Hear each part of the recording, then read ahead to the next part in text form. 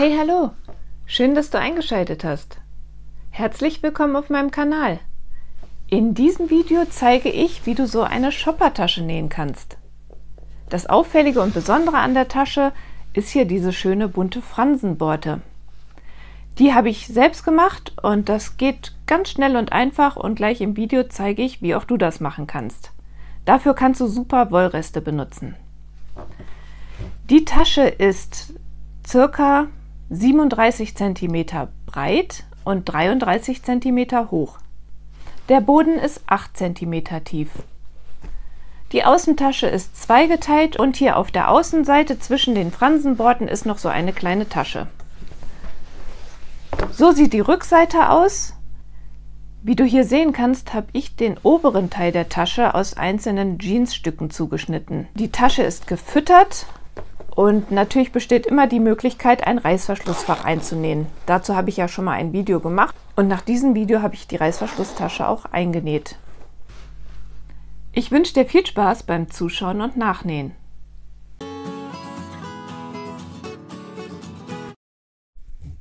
Hier siehst du die Sachen, die du für diese Tasche benötigst. Da haben wir einmal oben, ich habe das obere Teil aus Jeans zugeschnitten. Und zwar habe ich für das Vorder- und das Rückteil 8 Streifen 25 x 12 cm groß zugeschnitten, die ich dann jeweils rechts auf rechts gelegt habe und genäht. Daraus ist dann dieses Stück entstanden, das 25 cm hoch ist und 42 cm breit. Die Rückseite habe ich noch mit einem dünnen Vlies bebügelt. Der untere Teil der Tasche ist 17 cm hoch und 42 cm breit. Das ist die Außentasche. Und zweimal Futter. Die Gurte sind unterschiedlich lang. Der kürzere ist 95 cm, der längere 125. Ein Stück Pappe, die sollte schon sehr fest sein. Und Wollreste.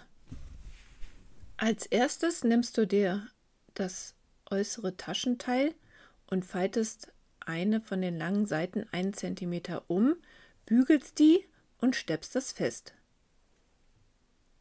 Dann versäuberst du die Kanten rechts und links. Dann nimmst du dir dein Vorderteil von der Tasche und legst die Außentasche mittig darauf. Die Fadenraupen kann man gut unter die Naht legen. Das Ganze wird unten festgeklammert und oben kommt nun das kürzere Gurtband. Das wird so 1 cm unter die Tasche gesteckt und festgesteckt.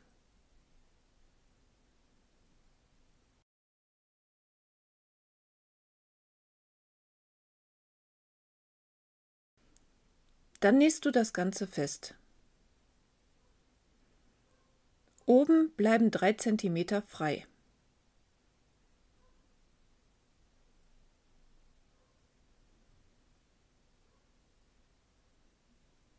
Jetzt fängst du an der einen Seite vom Gurtband an und nähst dort oben lang einmal hier herum bis wieder nach oben und dort wird verriegelt.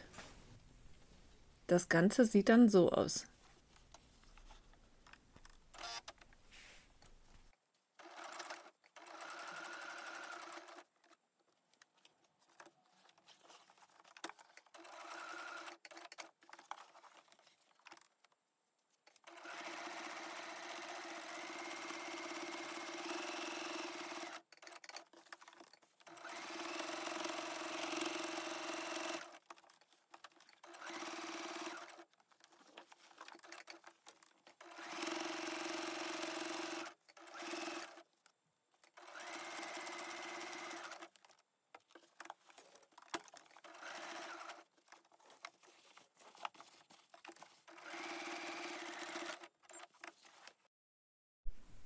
Dann nimmst du dir das untere Teil der Tasche und kannst das schon mal auf dem Vorderteil feststecken. Nun kommt der hintere Teil der Außentasche und dort platzierst du jetzt den längeren Gurt.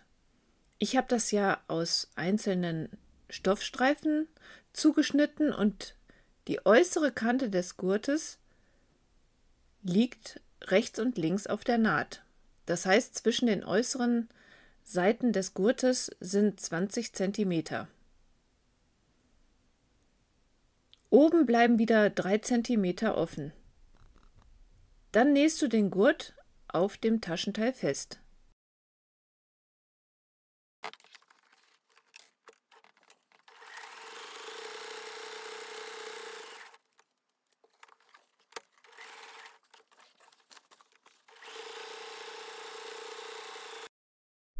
Anschließend kannst du auch auf dieses Teil das untere Stück rechts auf rechts festklammern. Dann werden die beiden Teile mit 1 cm Nahtzugabe dort genäht. Die Gurte sollten an dieser Stelle natürlich gleich lang sein.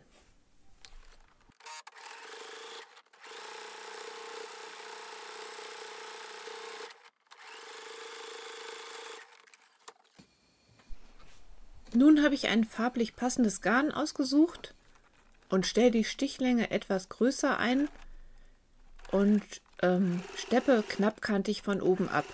Die Nahtzugabe liegt dabei unter dem Kunstleder.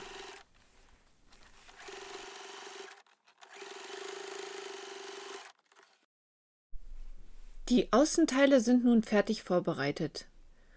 Jetzt kommt die Fransenborte dran. Dafür nehme ich mir das Stück Pappe. Also die Pappe muss schon ziemlich fest sein.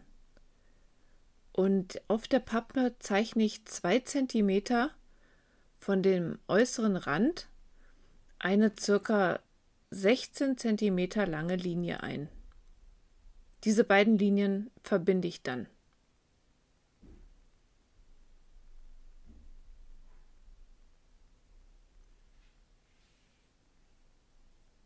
Dieses Rechteck in der Mitte muss nun ausgeschnitten werden.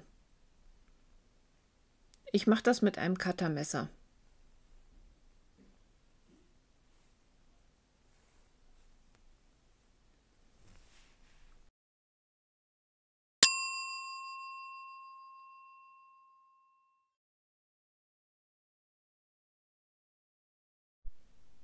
Das Rechteck in der Mitte ist also etwas größer bzw. länger als die seitliche Kante der Tasche.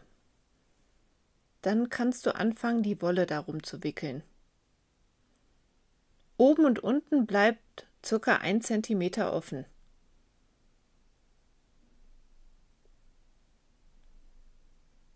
Je nachdem, wie dick bzw. voll deine Fransen sein sollen, desto mehr Wolle musst du natürlich darum wickeln.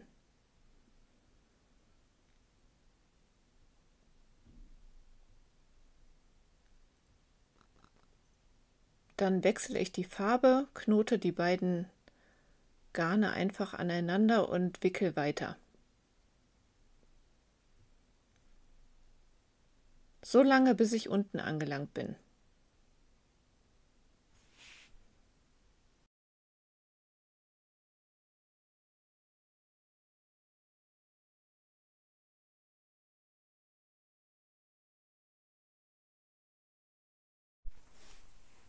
Oben und unten auf der Pappe ist noch ein bisschen Luft, aber die Wolle ist auf jeden Fall so lang, dass es die Overlock-Naht der Außentasche verdeckt. Dann kannst du die Wolle einfach abschneiden und das Ende so ein bisschen unter das Gewickelte stecken. Und dann geht's an die Nähmaschine. Die Pappe wird nun so mittig über die Overlock-Naht gelegt und darauf festgenäht. Meine Kamera hat leider den Anfang nicht aufgenommen, aber ich zeige das gleich bei der zweiten Seite nochmal vom Anfang. Man drückt das so runter und näht das Ganze mit einem Stich fest und natürlich Anfang und Ende gut verriegeln. Jetzt wird die Wolle rechts und links an der Kante aufgeschnitten.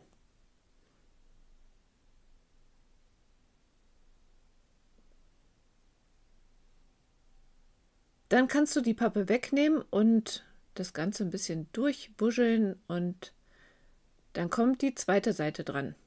Obwohl ich finde, das sieht eigentlich so gut aus. Ich glaube, ich mache erst noch ein paar Fotos für Instagram.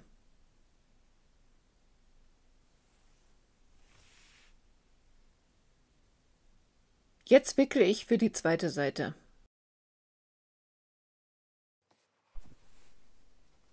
Die Pappe wird so auf die Tasche gelegt, dass halt die Overlocknaht verdeckt ist. Also mittig wird jetzt, werden die Fäden auf die Overlocknaht genäht.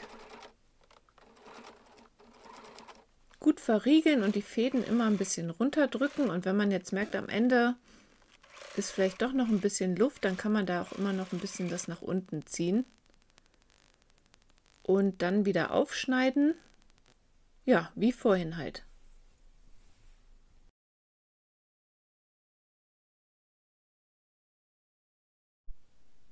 An jedem der 4 Taschenteile werden jetzt unten 4 x 4 cm große Quadrate ausgeschnitten.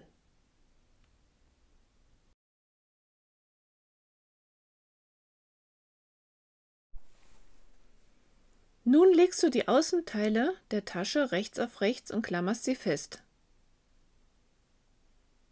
Das gleiche machst du mit den Futterteilen.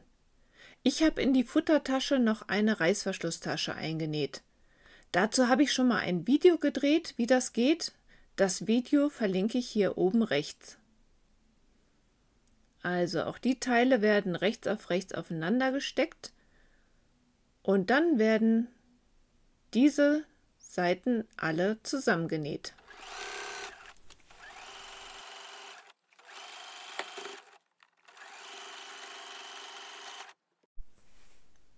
Nun werden die Nahtzugaben auseinandergebügelt. Für die seitlichen Bodennähte klappst du die Nahtzugaben auseinander und legst die Nähte aufeinander und klammerst das fest, und dann wird dort mit 1 cm Nahtzugabe genäht.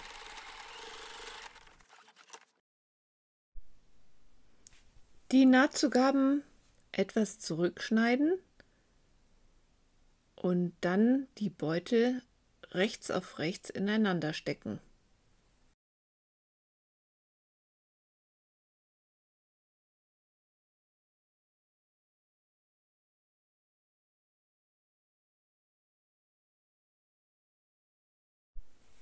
Falls du auch eine Innentasche genäht hast, dann liegt diese auf der Rückseite.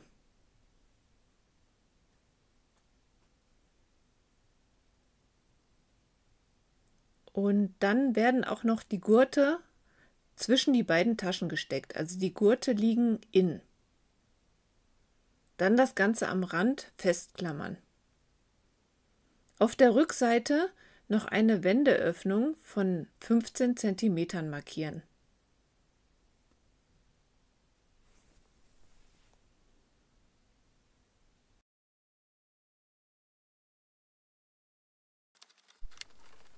Nun kannst du die beiden Taschenteile zusammennähen.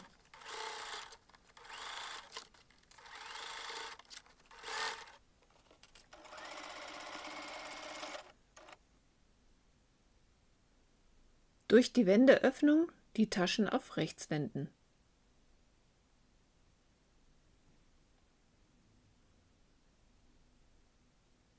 Durch die Wendeöffnung kann man noch gut in die Tasche hineingreifen und so kann man die Bodennähte gut ausformen. Dann die Kante überbügeln und die Beutel ineinander stecken und nochmal bügeln.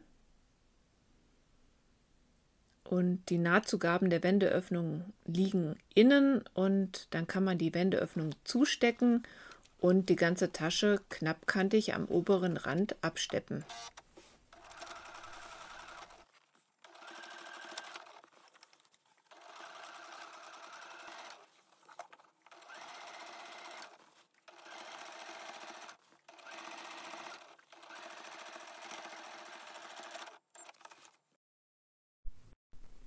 Die Tasche ist fertig. Ich hoffe, meine Anleitung hat dir gefallen. Ich kann ja nie genug von Taschen kriegen. Taschennähen macht echt süchtig. Vielleicht geht es dir auch so und du kennst auch noch andere Betroffene. Dann würde ich mich sehr freuen, wenn du meine Anleitung weiterempfiehlst und teilst. Vielen Dank fürs Zuschauen. Bis dann!